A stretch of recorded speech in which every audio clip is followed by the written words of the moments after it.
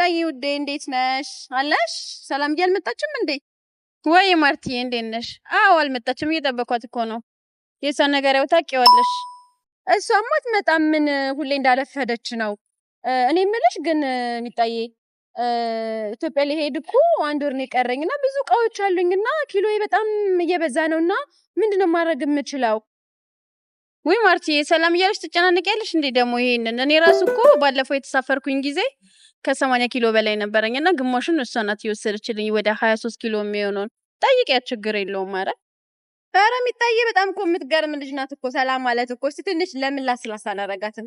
እኔ በጣም የምትገርመኝ ማለት ነው ሰላም እረፍት ብላ ትወጣና በእረፍቷ ጊዜ አትዝናና። የምትሰራው ምንድነው? ሻንጣ ተሸክማ ሻንጣውን እያነሳች ኢትዮጵያ መላክ። እንዴ መቼ ነው ከሷ ጋር መዝናናት የምንችለው? እኛ እኮ ለኛ ጊዜ ልትሰጠን አልቻለችም። እንዴ ምንድነው በዚህ ነገር ምን ታያለሽ ሚጣዬ? እስቲ ቆይ ሳትመጣ ትንሽ እናውራ ስለሷ።